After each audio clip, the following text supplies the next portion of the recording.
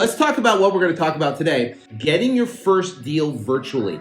There's a lot of obstacles that people come up with in their mind, like this one, fear of talking to sellers, especially a fear of talking to sellers virtually, right? You know, because you got sellers that are, on the, 3,000 miles away. You haven't seen the house. You can't assess the repairs. You don't know any buyers there. You don't have any contacts there. But you want to do deals virtually, and you want to get deals done, but you have all these obstacles. Now, I remember for me, when I first initially thought about and started deciding to move my business more virtually, this actually was in late 2019. I had all the same obstacles. My team had all the same obstacles. So we're going to talk about those today. We're going to take you through these 9 steps and be able to answer questions via Instagram here and answer questions via Facebook to help you, because once you do your first deal virtually, it's liberating. It's like, wow, this is amazing. I can't believe it happens. There's a misconception out there that deals done virtually, the spreads are smaller, and I am a testament to that. That's not true. We closed a deal yesterday in Longview, Texas for $15,000. We closed another one on, I think it was Monday, in Akron, Ohio, we talked about for $16,050, right? So, or $17,000. So we closed, it was actually $17,000 by the time they did the closing costs. It was $16,50. So, smoking deals, right? We did close one in Kansas, Topeka, Kansas. Can't even remember where these things are. Topeka, Kansas, it was like a little over $7,000 deal. So the bottom line is, you can do this. You can do it virtual, and the spreads are bigger, but there are obstacles we have to overcome, like getting pictures from the seller, like talking to a seller over the phone and getting contracts, like positioning that seller when a buyer comes over so they don't spill their guts and talk about everything. So that's what we want to talk about tonight. I'm going to take you through this 9-step process. So let's get going. I really want you to understand it. I want you to be inspired that you can do it. It is a phenomenal way to go out there and get deals. And during this COVID-19, we are closing deals. Now, I can tell you we're having problems in Chicago, right? So I'd stay out of Illinois right now. Chicago sucks. We got a smoking $40,000 deal in Chicago on the books right now. We can't get it closed. We have a buyer. Everything's ready to go. But the county is messed up. All right, so let's talk about the 9 steps. I'm going to go through each step and kind of elaborate on it and talk about it so you understand it. All right, so the first step in the 9-step process is you have to pick a state to do business. Now, you can pick the state you're in. That's fine, right? You can pick an adjoining state, whatever. It doesn't really matter. I wouldn't pick like New Jersey or New York, or even though we've done a deal in Maine actually. There was like a $9,000 deal.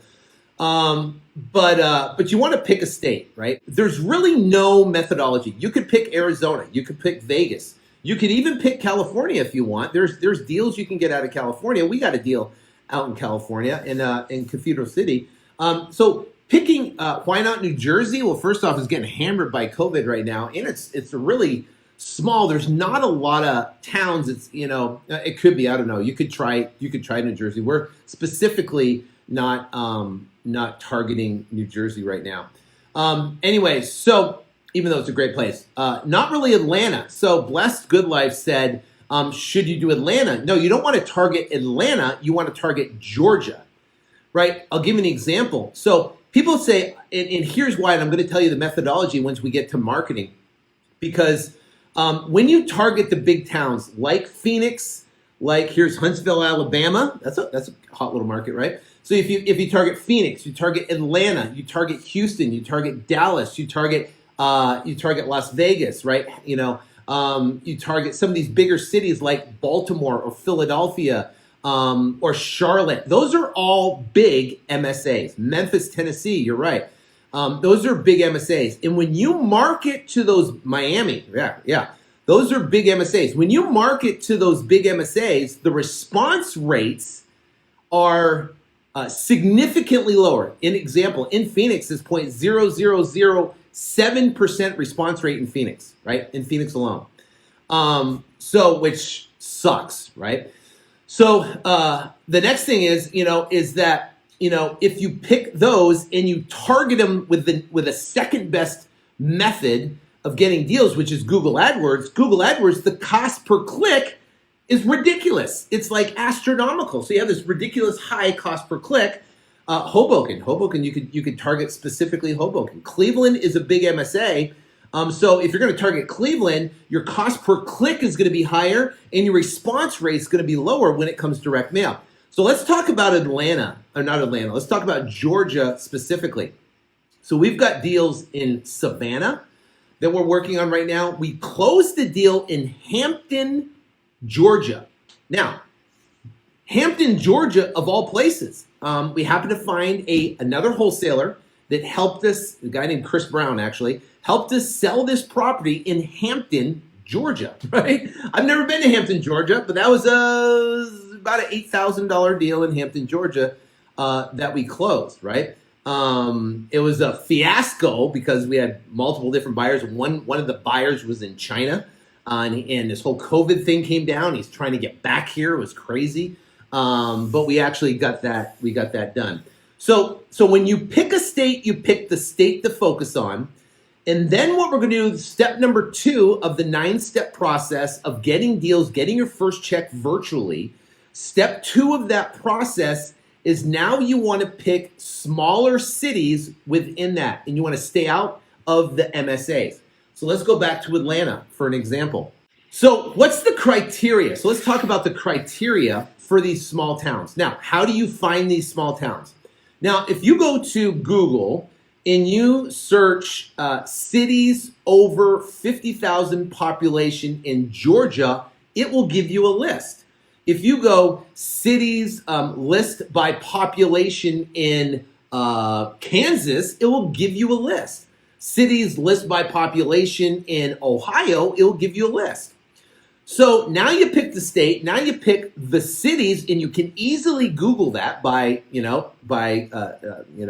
cities listed by population in Ohio. Just Google that, and it will give you a list of all the cities listed by population. Now, population is a critical fact when it comes to determining the city that you want to essentially target. Now, let me back up real quick and give you the methodology of this. Let's say theoretically you're targeting 5 little cities in one specific state. You can do that, and what can happen is you can pull $100,000 a year out of these 5 little cities, and your marketing costs will be a fraction of what it is, instead of targeting the main cities in those specific, like Atlanta. Instead of targeting Atlanta, you target the small cities around there. You'll get a significant more response. You'll get more deals. You'll go out there and crush it. You'll get bigger spreads. You'll build relationships with really good buyers there.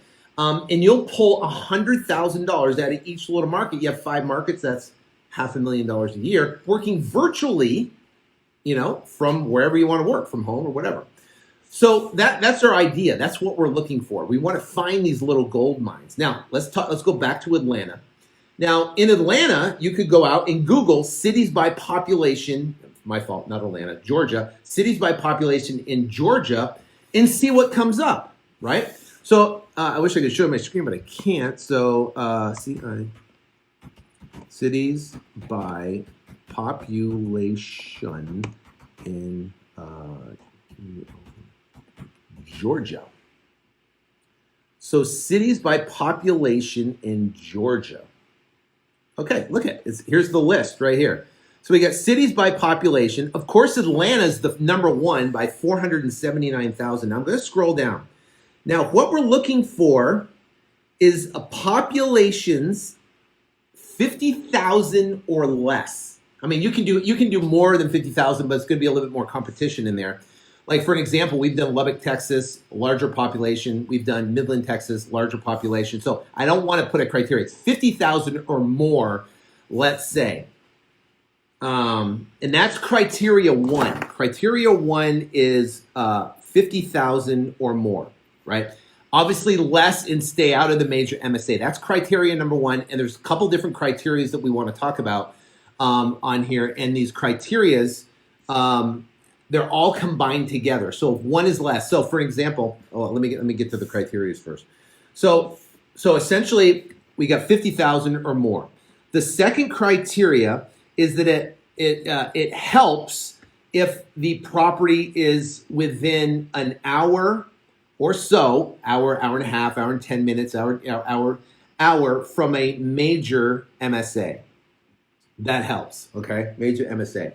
The third criteria is it has to have at least 10 what are called flippers, okay? Flippers are, if you go into, and we use REI Automator at reiautomator.com. We go there, and in REI Automator, there's a selection you can pick called flippers.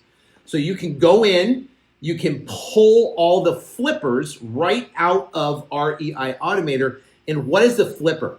And this is a great, because they're real estate agents that represent cash buyers that have purchased a property in the last 12 months and that have now had that property listed. So they bought a property cash, they fixed it up, now they have it listed with this agent. They're considered a flipper, and that agent is who we're looking for, because an agent, and when we get to the later steps, you'll understand why agents are so important, so stick with us on that. So the criteria, 10 flippers or more. So here's the criteria. 50,000 plus in the city, at least an hour or so, you can be loose with that, from a major city, or 10 flippers, right? Now, I want to make sure I'm clear with this, that what if, because we get tons of questions, what if there's 20,000 population, there's 10 flippers, and it's 45 minutes from an MSA? Okay, well, then attempt to do it, right? Attempt to get that deal done, because you can pull the flippers from that major MSA, right? And be able to get that property sold. I'll give an example. We got a deal right now going in Fenton, Michigan. I've never been to Fenton, Michigan. Now, in Fenton, Michigan, there's about 10 or 12 flippers, not a lot, but it's about an hour or so away from Detroit. It's an hour or so away from Detroit. So Detroit, there's a bunch of people doing business in Detroit, and we can be able to target Detroit flippers and pull those out of this. Now, I have a whole training that goes through this. If you guys are on Instagram, the link is in my bio. You can check it out. I'll drop a link in here. You can check out. I actually take you into these in this video. I take you into the actual sites themselves. I pull the flippers. I show you how to do it and all that type of stuff. So I want to give you the conceptual idea. If you want to go back, link in my bio on Instagram, and I just dropped the link here on Facebook. You can go check that out if you want. It's pretty cool. All right, so back to this. You can be fluid with this, but the bottom line is you want to be able to, your goal is to be able to sell the property, and you have to have buyers, right? And the best way to get buyers are through flippers, which are agents that represent cash buyers. You get those from reiautomator.com. It's a selection inside there. And if there's only 10 in the area, then you want to be close to another major city that you can pull the flippers from. That's the key component. We got to be able to, MSA is a major, MSA, it's a major market, right? A major, that's a good question. Anybody know what MSA is? MSA, so I should know that, but it's blank. Hey, you know what the great thing about this is? You don't have to be brilliant to do this, right? And I'm proof. Metro Statistical Area, MSA. All right, so now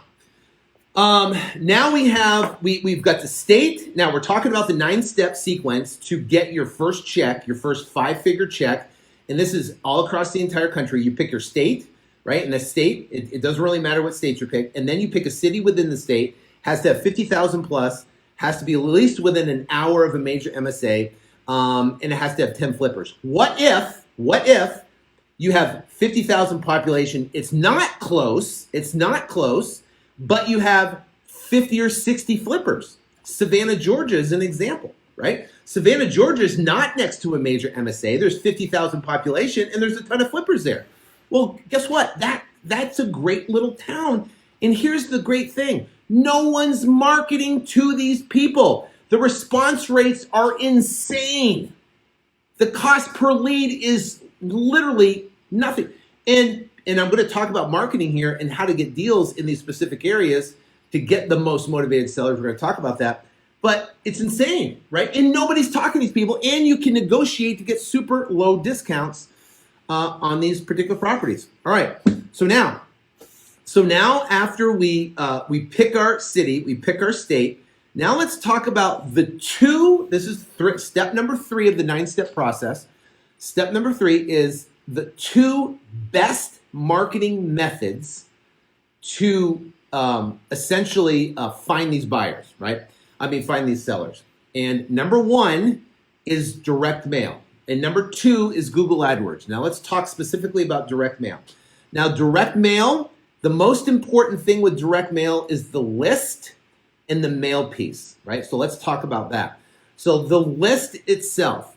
Now there's basically, and I'm going to give you 3 lists that we target because across the United States right now, some lists are smaller than others and some are bigger than others and some don't even have the list in place. So I'm going to give you 3 that are really good that we can target. Number 1 is what's called tax delinquent properties. Those are people that haven't paid their property taxes. So they haven't paid their property taxes. That is a precursor to distress, and it is important in knowing that because if we can direct mail them, the response rates in these small towns are very high, and we know there's an underlying distress in that situation. So number 1 is property tax default. The filter, and you're going to get this from reiautomator.com, reiautomator.com. You're going to get it from there. And what happens is you're going to pull that list, and it's going to be a property tax default, but you're going to have a selector on there of 50% equity or more. 50% equity or more. Make sure you select single family resident. And also a tip that no one's talking about right now is the second selection. When you select the property type, you do single family resident, and also you do multifamily 2 to 4 units. No one's targeting these sellers. They're very easy to sell in the marketplace. You can get massive discounts on these particular deals because they're essentially owned by strictly investors, right? You're going to target that. So delinquent. The second list is pre-foreclosures, right? Pre-foreclosures, and you can hit all of them. The third list is if you don't have a lot of pre-foreclosures, if you don't have a lot of property tax default, which happens across from people. I get questions about that all the time. Then the next one you want to hit is non-owner occupants. These are investors, people that don't live in the property. These people, you want to make sure you're selecting, and there's going to be a huge list. The list is going to be ginormous. So then you want to do a selector of 50% equity or more. Then you want to do a selector of single family and multifamily. Then you want to do a selector of older properties. We go in there and we target 1980 and below, right? 1980 and below. So why do we do that, right? And why do we do that is because number 1 is because of deferred maintenance. Deferred maintenance.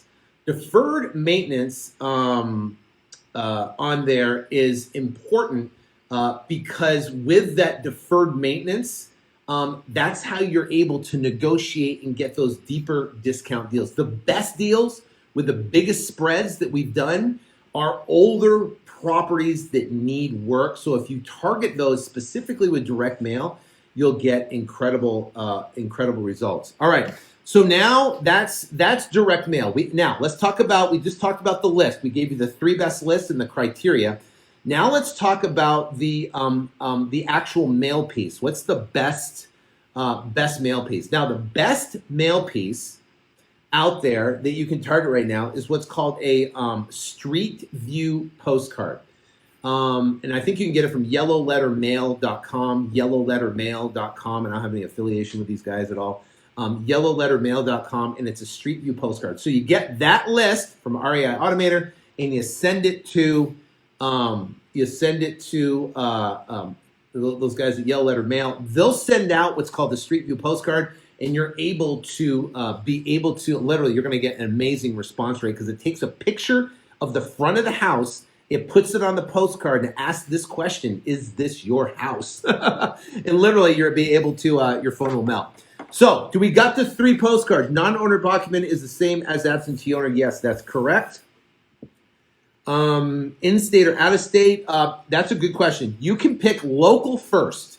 People that are local in that market. Good question, Carlos. Appreciate that. We don't do anything with liens. There's the ability to select liens in there. We've tested, tried that, modified it, and it does not work. We have not. I spent thousands of dollars, so I would stay out of that for sure.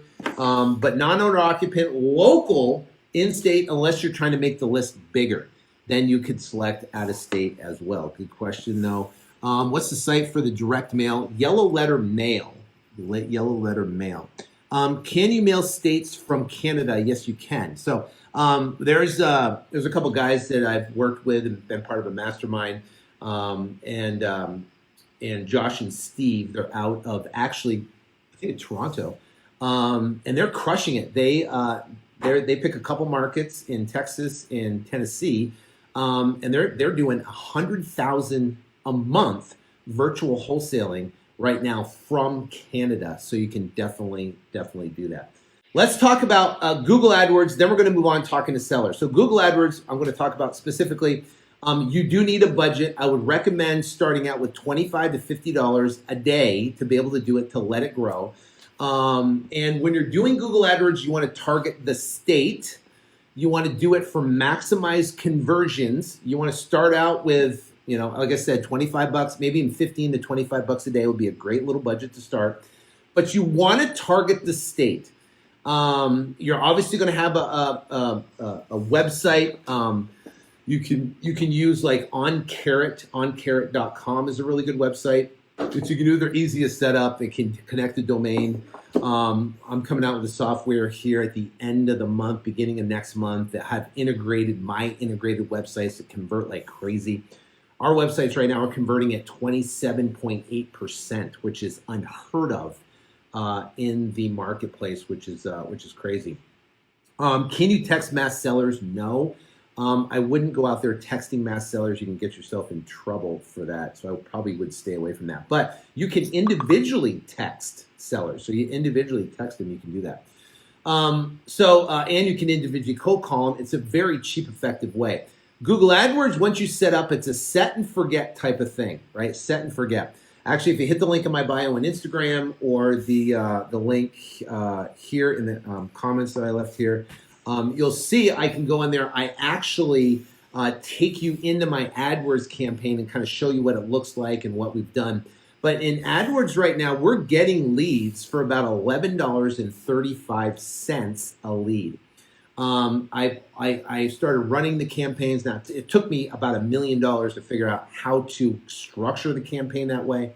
But essentially, we've got since November, we've generated close to 3,000 leads, spent about $33,000 generating those leads. Now, a lot of them have been in the middle of nowhere, in cities we don't touch, and a lot of them sucked, right? But a lot of them were great. A lot of them were smoking deals that we closed and we crushed it. And we've had a lot of figuring out to do, and we finally got it systemized down that we're crushing it right now. So that's Google AdWords, and it's one word, AdWords, Google AdWords. Now, when you type in a word, sell my house fast, which is a very high converting keyword, that keyword is going to then display ads on Google, which are at the top, and it says add to the left-hand side. If you click on that, what's going to happen, it's going to take you to essentially someone's website, like our website, right? It's going to take to a website. And when you do that, then it can convert into a lead. They're going to fill out a form, or they're going to make a phone call, and they're going to call your company, and you're going to get leads. So we have inbound calls coming in literally 24/7, number one. And we have people filling out forms like 24. It's a set and forget type of thing. So you're going to target the state. That's a critical thing. So I want to talk about that real quick before we move on talking to sellers. Why we target the state instead of target the city. The methodology in Google AdWords for everybody, I mean, and I pretty much introduced Google AdWords to the real estate investing, wholesaling niche. I've been running Google AdWords since the 2006 nationally. And spent a lot of money figuring out what works and what doesn't. I currently manage my own Google AdWords campaign to this date because I have not found any one person on the planet that can run it better than I can. And the only reason why I'm not bragging or anything like that is because I've been doing it for so long. The bottom line is the secret to Google AdWords, especially now, is the more narrow you restrict Google, the higher the cost is going to be. Okay, think about that. When you broaden your when it comes to Google, the less cost it's going to be. Amazing, right? So if you're going to target Georgia, instead of targeting Atlanta and the zip codes in Atlanta, you want to target Georgia. Now, you're going to get a lot of leads. They're going to come in areas that you're not going to be able to do business, but your cost per lead is going to be next to nothing. And what's going to happen is you're going to get deals in Atlanta, and you're going to get deals in these small other towns around Atlanta. So we're targeting Georgia. Now, the cool thing is that all of us on here could essentially target Georgia, and there's so much business in Georgia that we wouldn't trip over each other. Isn't that amazing, right? For an example, I've been in Phoenix, Arizona, and I have some great friends here in Phoenix, Arizona. Probably some of them are maybe on here tonight. And I've been marketing in Phoenix, sending direct mail in Phoenix, spending hundreds of thousands of dollars in marketing constantly, consistently on the radio, Google AdWords, ringless voicemail, all the above. And in Phoenix, we never run into each other, and they're doing the same thing, cold calling, right? Doing all that type of stuff. So we've never run into any of our friends, maybe once or twice in the years that we've done it. So now we're talking the entire state. Now we're talking the entire country. Don't worry about competition. People are like, oh, if everybody knows this, it's going to be so competitive and blah, blah, blah, blah, blah. That's a scarcity mentality, right? It's a scarcity. Otherwise, I wouldn't be sharing you with this because I'm doing it myself, right? Why would I share it with you? I just want to keep it quiet and keep it secret because I don't have a scarcity mentality. I have an abundant mentality. All right. So now, can we move on? We talked about Google AdWords. We got that. You guys are good on Instagram. You guys are good on Facebook. Okay. Let's talk about now the next step. Now we pick the state. We pick the city. We picked our marketing method, direct mail. We can cold call. We can text if we want. We can set up our Google AdWords. But our goal is to get sellers to call us to ring in. Now we get these sellers. We get them to call in. We talk to them. There's a process of talking to them over the phone. And let's talk about that process, okay? And we use a specific script that we go through. I actually have an entire course on this called Remote Wholesaling. You can check the link in the bio if you want. The bottom line is there's the process when it comes to, and I got my thing right here, I'm writing it down. Process that we're talking about is, number one, we're going to do what's called a deep dive. A deep dive with the seller. So a seller calls in from our marketing. Hey there, Mr. Seller. How you doing? My name's Sean, Integrity Home Buyers.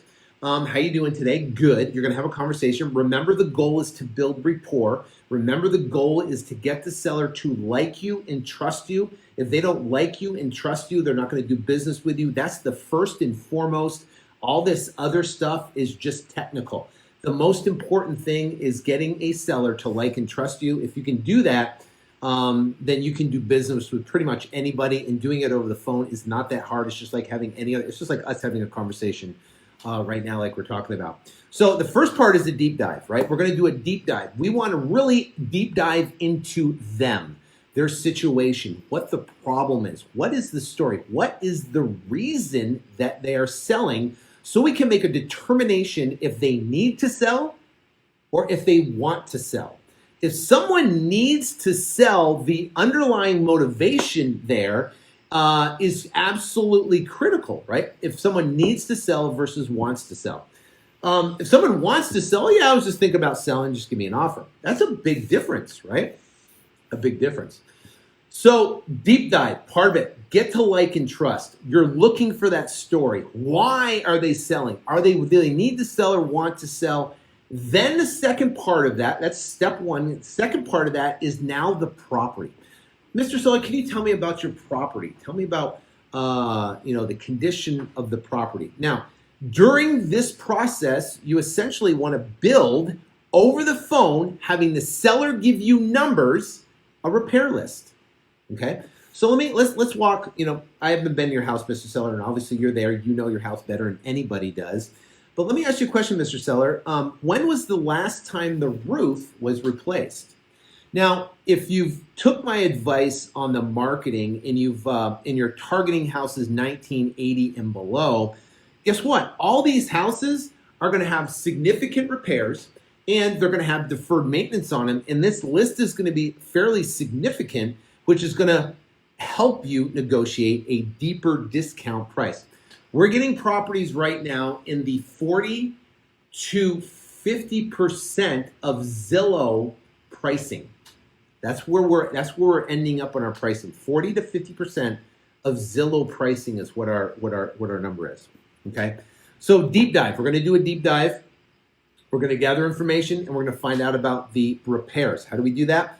We ask them about the big ticket items first. Tell me about your roof, Mr. Seller. When was the last time it replaced? Have you ever replaced a roof before? Do you have any idea what do you think it would cost in Hampton, Georgia, right? Oh, about $7,000. Okay, about $7,000. I don't know. And I said, well, would you agree like $7,000 is probably a fair number? That's what it costs here in Phoenix. Do you think it would cost that much in Georgia? Yeah, okay, $7,000. Okay, great. Let me ask you a question about the plumbing, the electrical, the exterior paint has been painted before. What about the interior? When was the last time the flooring through the house has been replaced?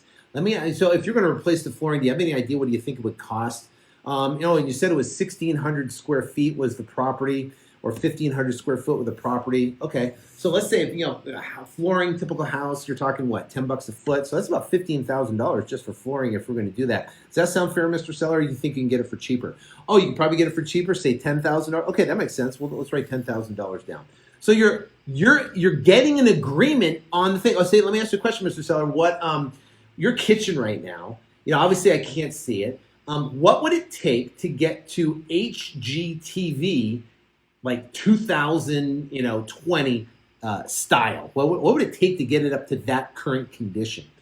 I don't know. I did talk about stainless steel. I don't know, 30 grand, 20 grand. You're going to hear all sorts of numbers, 20 grand. But what you're doing is you're writing it down. You're getting all this information down because this is how you're going to negotiate your 40 cents on the dollar house, your 50 cents on the dollar house.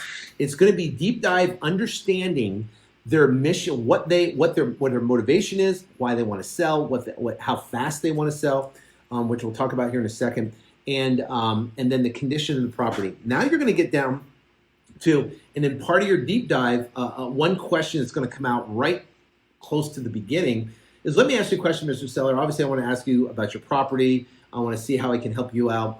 Let's say we come to an agreement to something. How soon would you like to sell? Most people, if they're motivated, they're going to say ASAP, right, or 30 days. That's it. That's an incredible indicator that they want to sell and they want to sell now. So now we're on the deep dive. That's step one of the process of closing over the phone. Step two right now is what's called the set. The set is where now, hey, Mr. Seller, what I want to do is I want to talk to my underwriter. I want to talk to my partner. I want to talk to my investor. I want to do the research and look at the comparable sales so I can figure out the highest price we can offer you on this property. So can I get you back on the phone here in about 15 to 20 minutes? I'd like to get you back on the phone and what we can do. And then we can talk about, and I want to get you that offer just like I told you I wanted to get you that offer here. So then you at least know exactly where you stand. And if it works out for us, guess what? We can move forward and we can get this deal done. So can I get you back on 15? Okay, so about, and it's 4:40 right now. So if you get on, can I get you back online at, say, 5 o'clock? Would 5 o'clock work? Okay, great. I'm going to call you at this number at 5 o'clock. Can you do me a favor? If you have a computer, just be in front of a computer. That'd be great.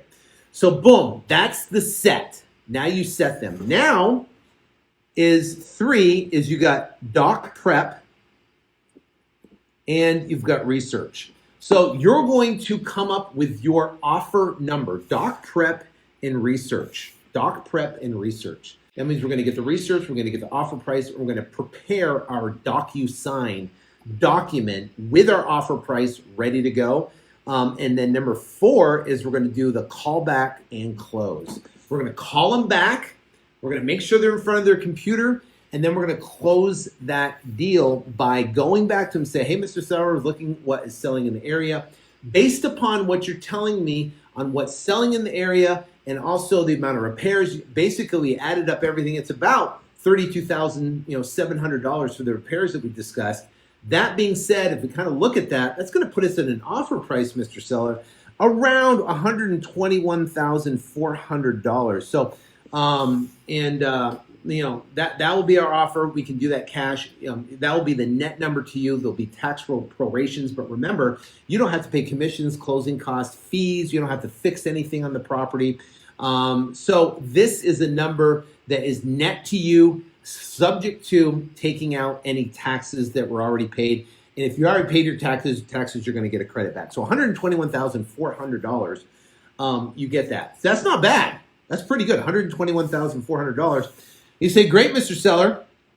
When would you like to close? And this is a closing question.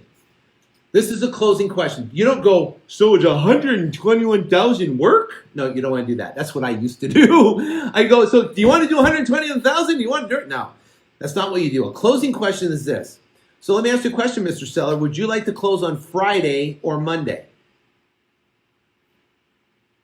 And then you shut up. It's going to be silent over the phone, right? You're going to ask them, right? So $121,400. Remember, you're not going to pay any commissions, not any closing costs, not any fees. This is the net number to you, excluding any tax prorations that are come out, which would probably be a couple $100.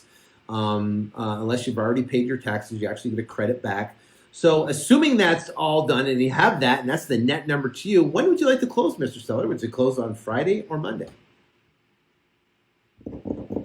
And you shut up.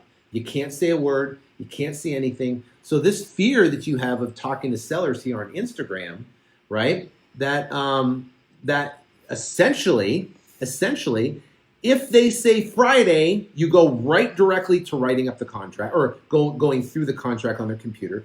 If they say Monday, no matter what, it's called an A-B close, alternate choice close. If they land on A, you win. If they land on B, you win.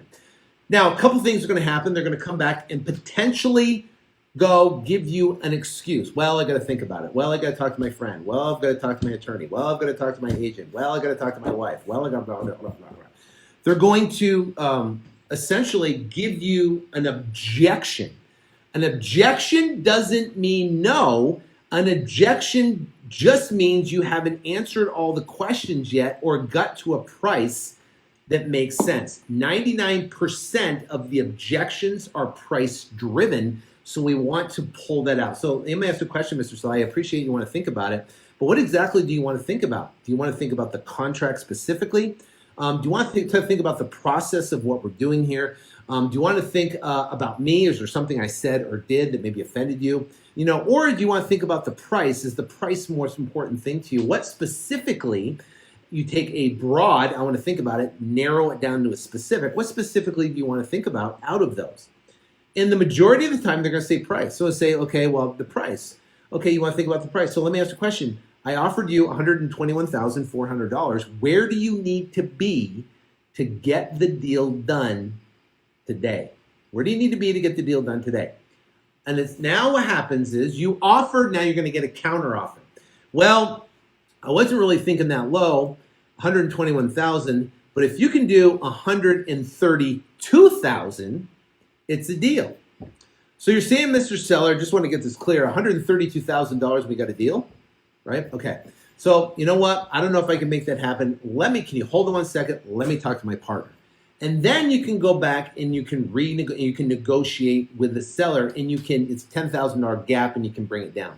So what if they come out, you offer 121 and they want 172? That means the gap is too big. You're not gonna be able to close that gap. Their mind is out there. You want to put them on a follow-up sequence and follow up with them. The gap's too big. But if you got a $5,000, $10,000, even a $15,000 gap between where you are and where they want, you can close that gap by negotiating with them. All right. So now in the contract, right? You have the contract on the DocuSign. You send it to them email. You have them open up on the computer, and you walk them through the document step by step. And they get them to sign the document right there on the phone in front of the computer. You get it done. We've had people do it on their phones where they're saying, here, listen, I'm going to send it to you on their phone right now. They have their phone on speaker, and we're sitting there and they're signing docs on their phone as we're walking them through that process. It works. And that's how we're getting contracts. Okay? So that, my friends, is how to close. That is number 4. That is number 4. Now let's talk about number 5 is the agent, right? How are we going to find an agent on the ground? So if you pull a list of the city over 50,000 cash buyers, but the flipper, no, it's not, Emmanuel, it's not 50,000 cash buyers. It's a population of 50,000. The flippers have to be 10 plus, okay? Population of 50,000 or more, unless you have another variable. You might have a 20,000 population, but be 45 minutes from a major city. Go for it, right? That might be good. You might have 70 flippers in a town of 30,000 population that's not next to anything. Go for it. That's a good deal. Like Midland, Texas. We got this deal in Midland, Texas. It's the same thing. Lots of flippers, lots of activity in the middle of nowhere. You got Odessa that's right there. But the bottom line is those flippers are good. So how do you see how do you see many flippers? Inside of REI Automator is the software we use to pull all of our data, and that's where we get that information. The beautiful thing about what we're talking about, this 9-step sequence to go out there and virtually wholesale in any market across the country, it doesn't matter where you are. That's irrelevant. It matters where you're actually marketing. This was the more relevant thing, which I think is good.